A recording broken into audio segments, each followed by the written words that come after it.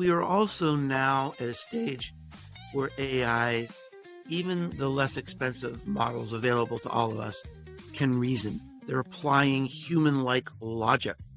They're applying multimodal applications. It can see, it can hear, it can learn. So I don't want anybody out there soothing themselves, thinking, oh, AI is average, I'm above average, I'm going to be okay. Don't lull yourself into thinking everything's going to be okay. Major idea in my book is that competency, being competent, doesn't cut it.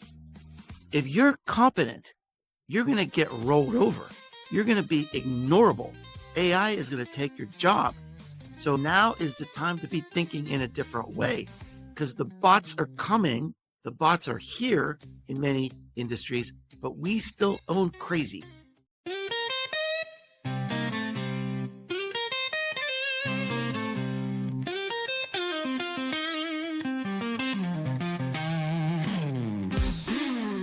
Mike's got the hat, the AI kind. Unlocking power in business you'll find. Cut through the hype, explore the tech. Every week new ideas to check.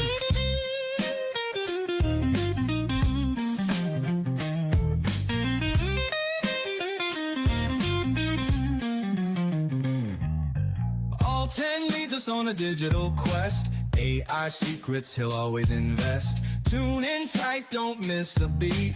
Knowledge groove, keep you on your feet. Listen up to the AI flow, business growth, here we go. Cutting edge insights, that's the plan. With the AI hat, you'll understand.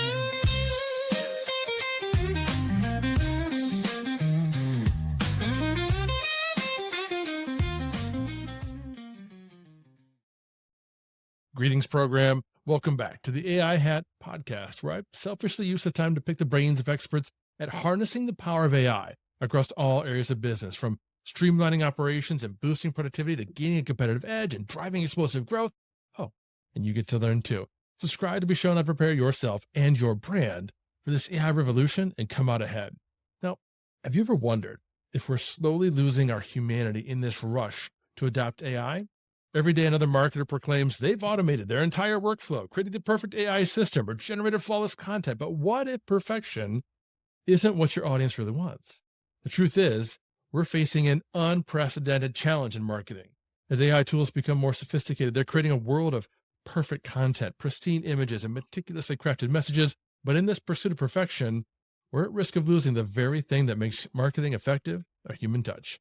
That's why I'm thrilled to welcome longtime friend and colleague Mark Schaefer to the show today. Mark is one of the world's most recognized marketing experts, a globally acclaimed keynote speaker, and the author of 10 best-selling marketing books. His blog, Grow, is consistently ranked among the top marketing books worldwide, and his latest book, Audacious, How Humans Win in the AI Marketing World, couldn't be more timely. Mark has worked with organizations like Microsoft, Adidas, and Johnson & Johnson, helping them navigate the intersection of technology and human connection in marketing. Hey, Mark, welcome to the show.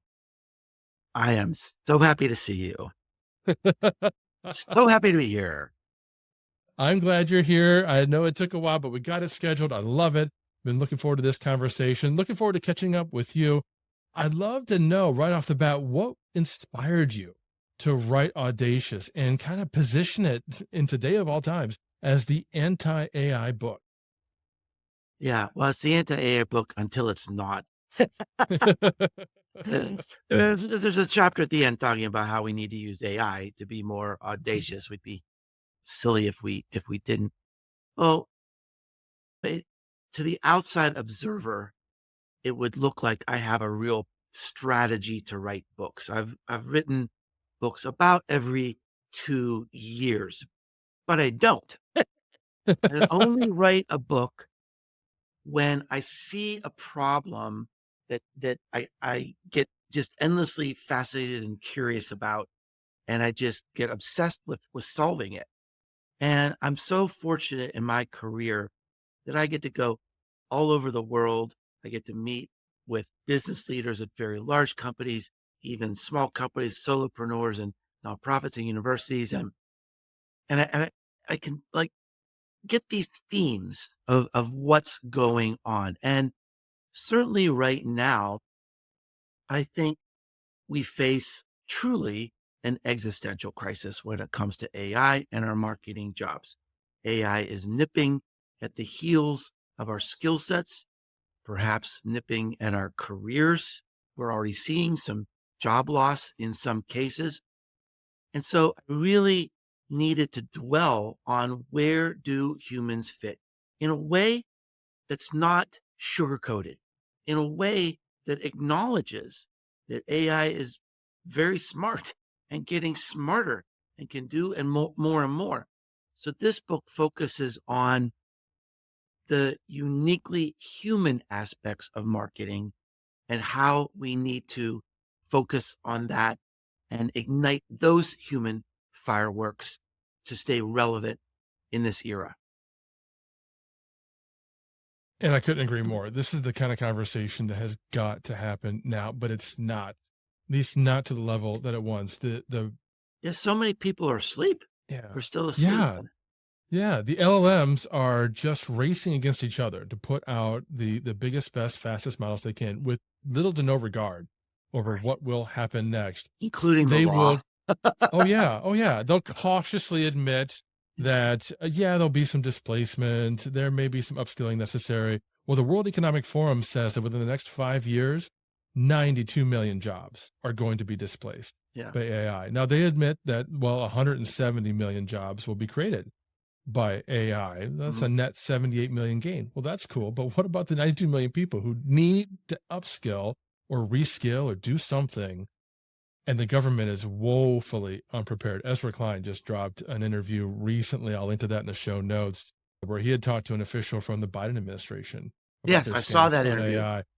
Fantastic interview. Also mind-blowing, shocking interview about how politics is so dramatically impacting how we think about AI at the governmental level. It wasn't a hot button for voters in 2023, so it couldn't be on the agenda for the Biden administration until after they got elected, which of course they didn't. So I love that we're having this conversation. I love that you're spearheading it with the book. Now, inside the book, you talked about this concept of robo content being marketing's version of processed cheese. Talk to me about this analogy.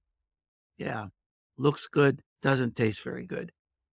So the thesis of the book, it points out an enormous opportunity that we have as marketers. The marketing world and the advertising world is boring. And I've got data in the book to back it. There's a research firm in the UK that judged the human emotional reaction to more than 60,000 ads, B2B, B2C, ads, marketing materials. And what they found was that about 2/3 of all the advertising and marketing materials got like zero human reaction, like it was just blank. And they imagined, what is the most boring thing we could think of? They thought that was a cow chewing grass. So they created a video of a cow chewing grass and put it in the same test and found that it tested at about the same level as today's advertising and marketing. So we're just in this pandemic of dull. And if there was a CEO of the advertising industry, they'd be fired. The ads and marketing, it's terrible. And there are reasons for that. And I go into this in a lot of detail in the book, but there's a scaffolding, there's an infrastructure that keeps boring in place. We don't want to rock the ship. We don't want to upset a customer. In some industries, dull is normalized. This is what we've always done. This is what we'll always do. Huge opportunity there, by the way. People might be afraid of losing their jobs. People might opt in for boring because it's easy to get it approved of the legal department, right? So it's just lazy. And there are some places where conservative and boring are required. If there are legal regulations, you don't want to go to jail. But if you're just afraid or dull has been normalized in your industry, this is a time to shake things up and in a way that AI can't touch. Now, AI is making it even worse because today more than 50% of the content on the web is being created by AI. And how does AI learn? From what they see on the web. And so it's learning from itself. So it's just this big bucket of mess that's getting worse and worse. And it is an opportunity for humans to disrupt the game. Couldn't agree more. It's a reflection of what Andy, Christina, and I talked about back in, episode 5 or 6 of this podcast, where he supposed that AI really should stand for average intelligence because the typical AI response the typical user gets from AI is mediocre. It's the average of all the answers and output that it could possibly give you. Obviously, if you know what you're doing and you work well, you can get really highly customized. I And do want to, unique content. I do want to jump in on that because Yeah, while that is generally true, we are also now at a stage where AI, even the less expensive models available to all of us, can reason. Yeah. They're applying human-like logic.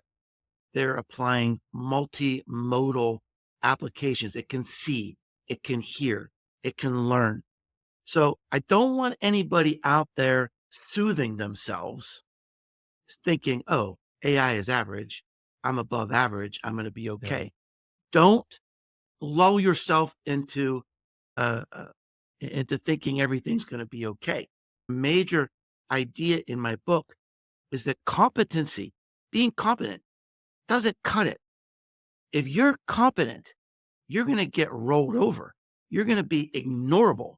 AI is going to take your job.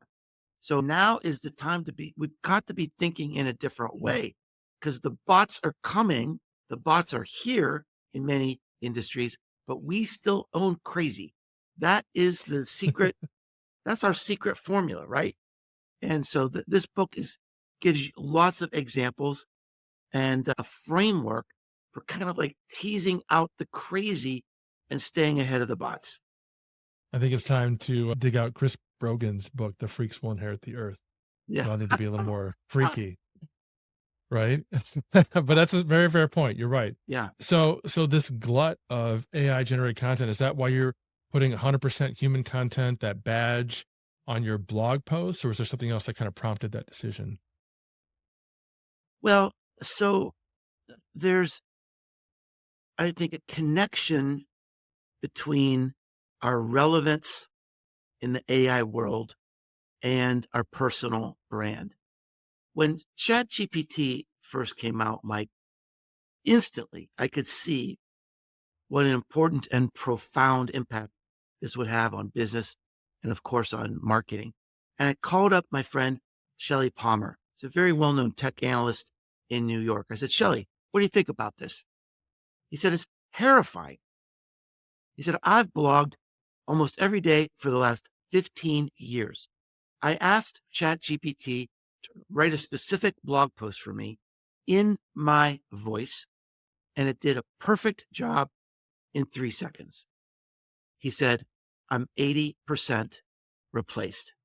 Now, on the surface, that does seem terrifying. But the more important question to ask is, what's the 20%? And the 20% is his personal brand. Shelley is known. He is trusted. He is loved. He has nothing to worry about. People will always read his blog. They'll always read his books. They'll always come to his speeches. They will always come to him for advice. Because no matter what happens in this AI world, we're going to need to turn to humans for navigation and for truth. And I think this is the same way for me, Mike. I've been putting out content for about the same time as Shelley, been blogging. My podcast is in its 14th year. This is my now 11th book. I've been very generous in the way I show up on the web. And I've got people, a group of people, platform, an audience of people who love me, who trust me. And that's why on my blog, I have this badge that says 100% human content, because I want to reinforce that this is me. I am here. It's always going to be me. I'm not going to go away. And you can trust that. Love it. So another concept that you talked about in the book was these random moments of joy Mm. that were in marketing. They were evolving as AI becomes more prevalent, or how do you see them evolving as AI becomes more prevalent? This is a very important part of the book.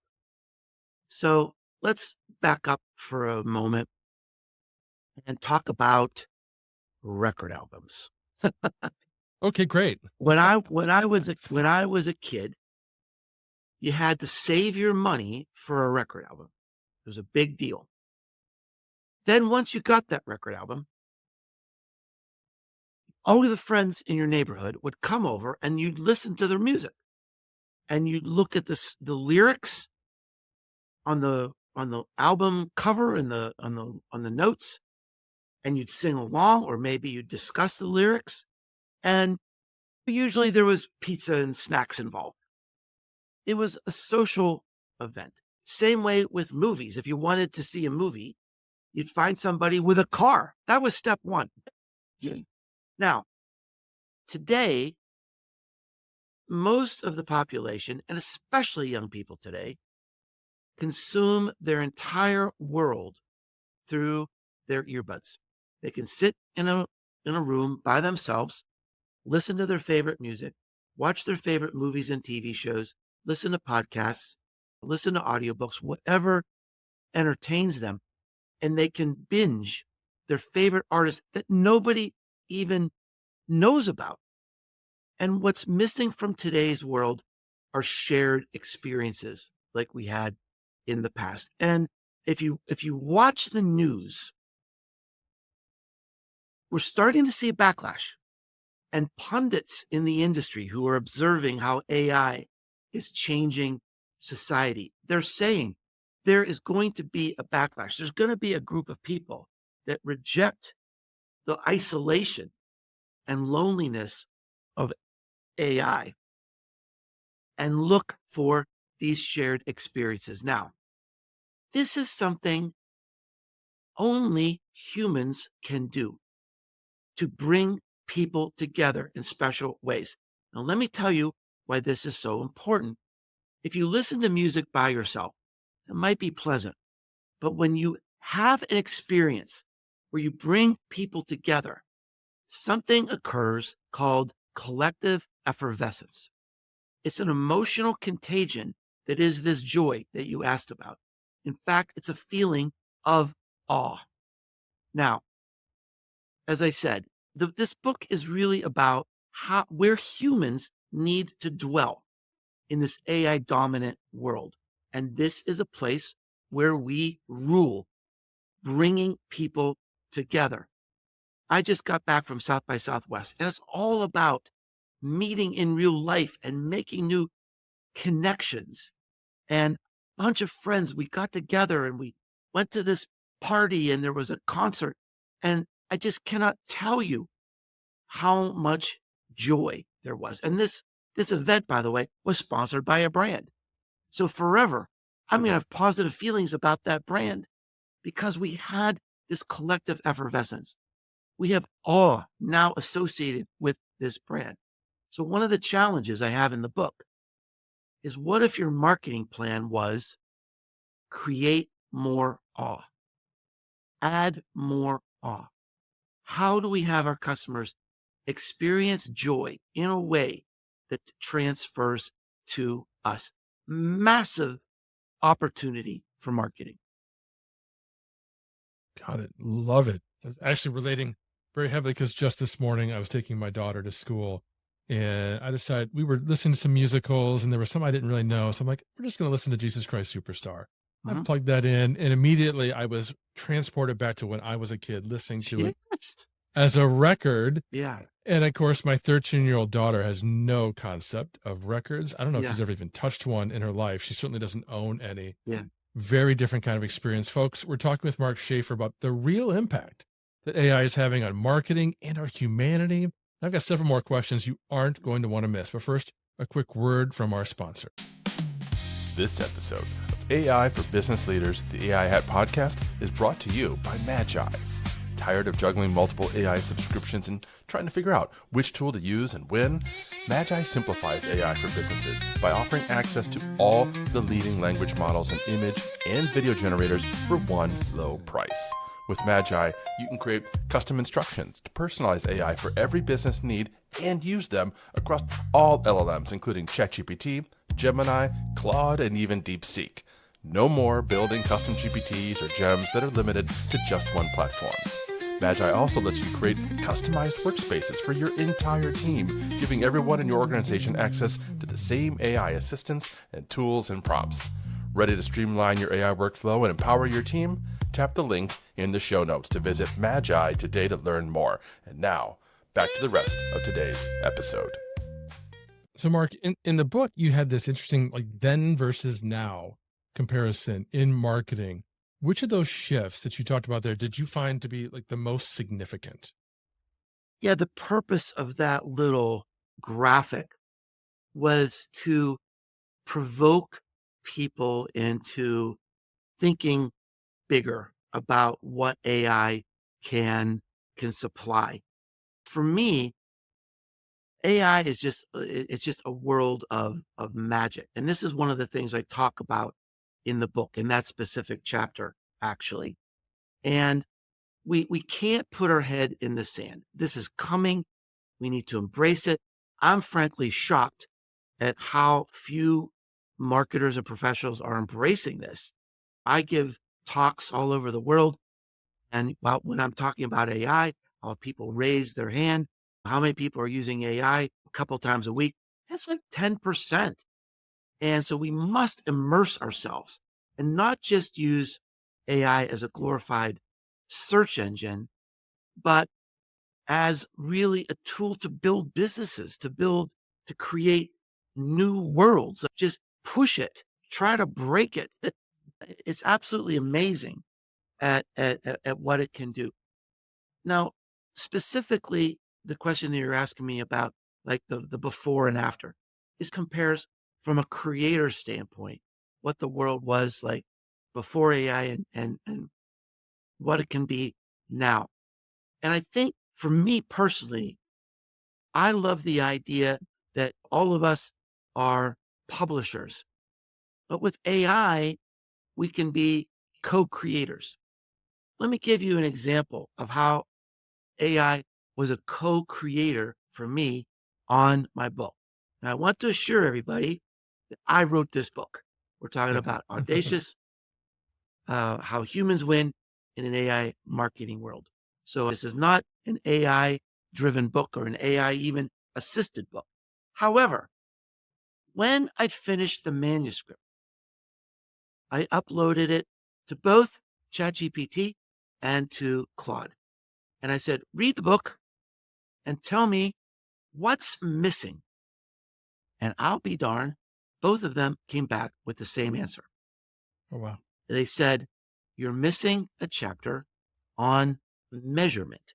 If you're expecting people to be bold, to take risks, to outpace AI, how do they know if they're making progress? Now, here's the irony. In my original outline for the book, I had a chapter on measurement. And I took it out because I was just tired and lazy, I suppose. And AI encouraged me to put it back in. They didn't know I took it out, but they knew it was missing.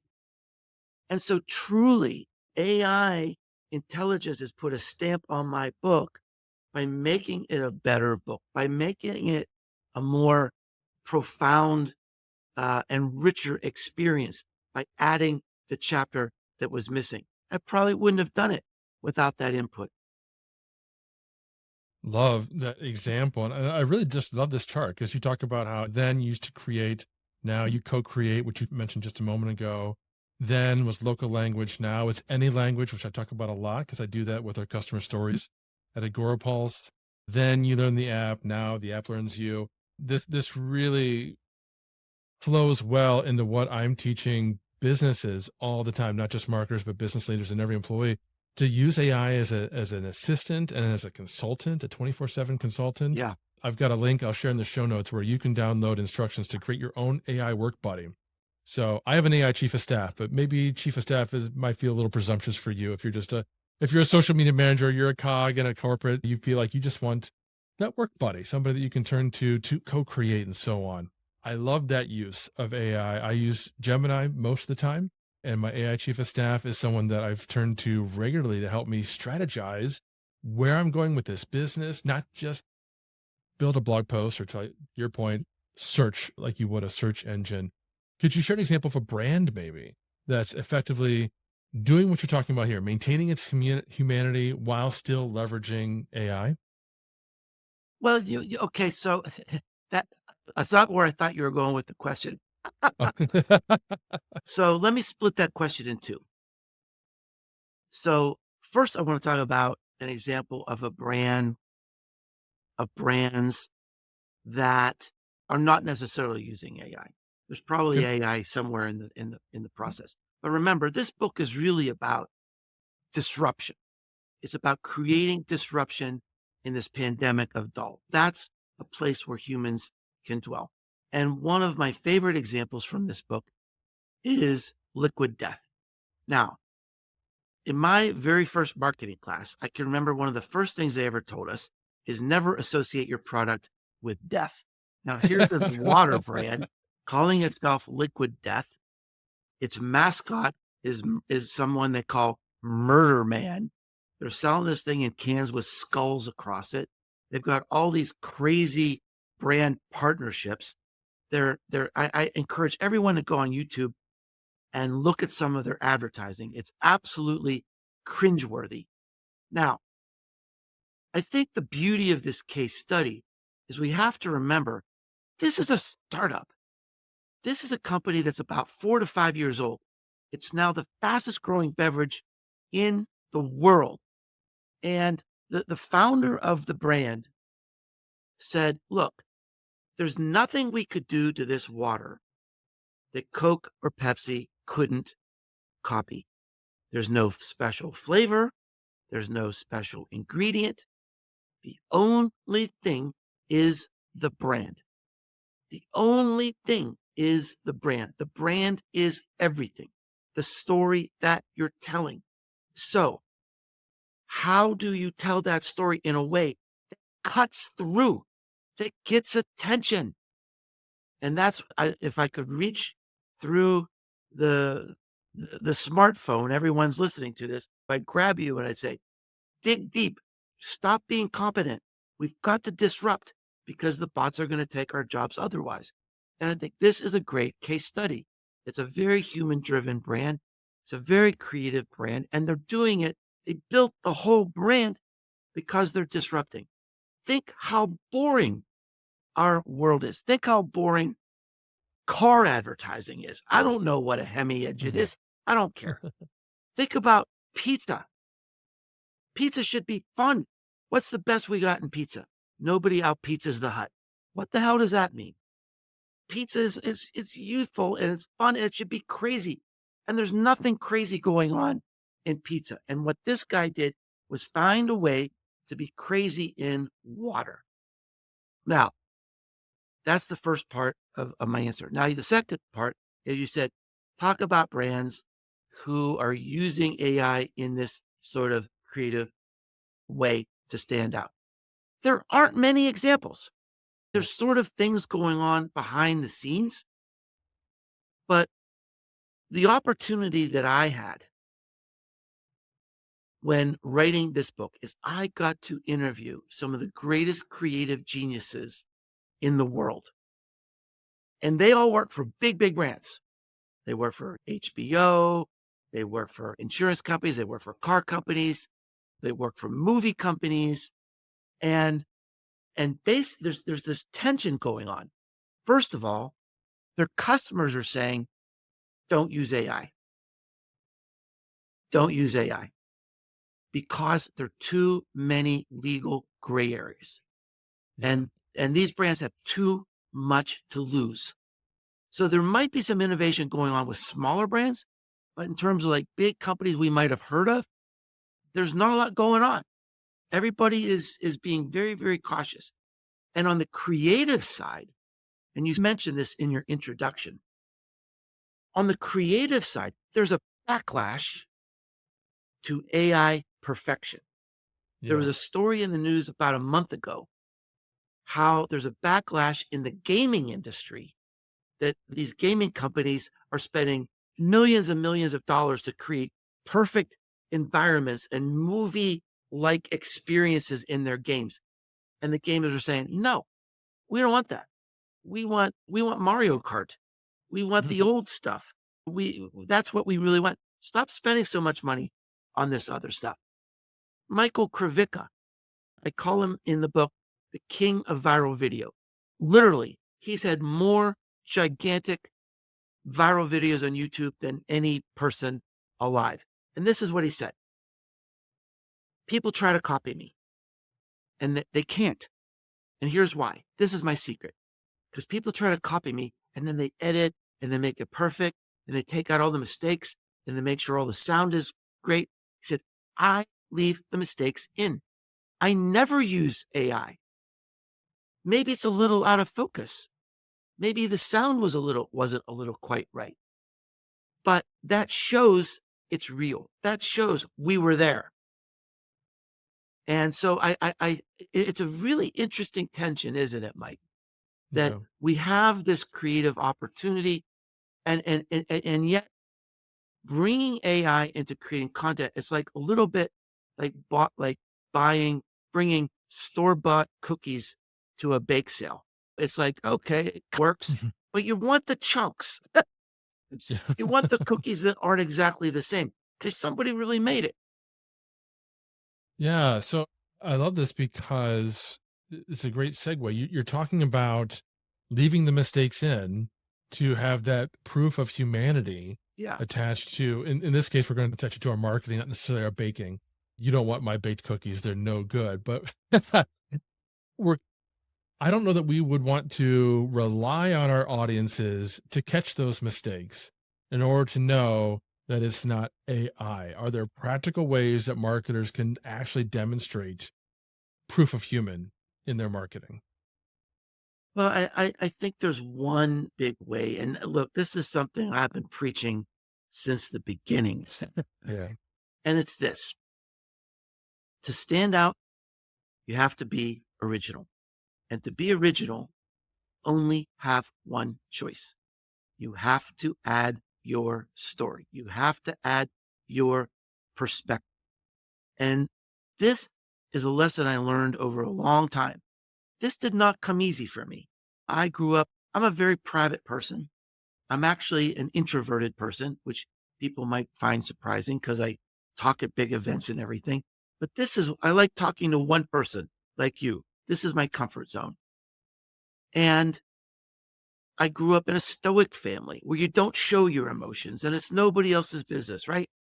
And I had to learn to share bits and pieces of my life because that's what makes me real.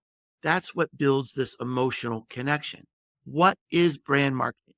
Brand marketing is creating this emotional expectation between you and your customers and potential customers.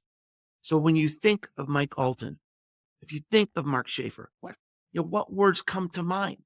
And that only comes through this long term, consistent exposure to what you say, what you do, what you stand for. That's got to come through in your content.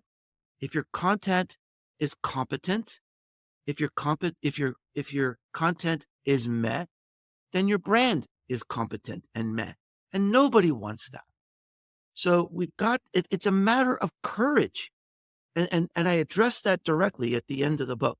The end of the book, there's a chapter called The Most Important Chapter in the Book. Because the whole book, I'm encouraging people to be bold and to take risks.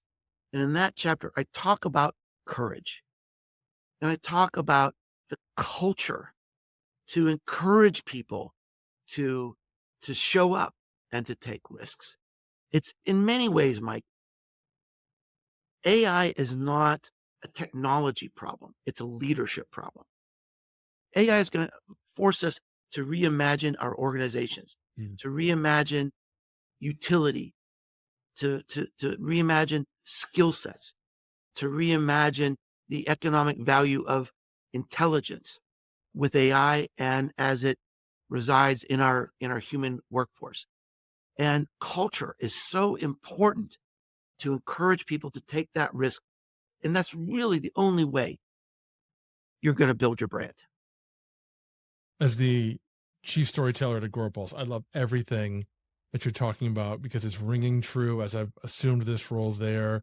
I had to craft our brand story. We really didn't have a brand story. We had a history on our about page, which is not a brand story at all. Right. And now I'm slowly working with all the departments in the company, not just marketing, content, sales, customer service, and helping them to understand and then weave that story into everything that we do. So it starts to become repetition. Not only what do we do, but why do we do it? And why do we do it the way that we do it? Very much taking a page from Tamsin Webster in that regard. And that's why I love writers like yourself, like Shelley Palmer, who everything that you're doing, you're weaving in those personal stories and that personal story with a capital S into everything. And I also want to emphasize the work you're doing with research to build that narrative, right?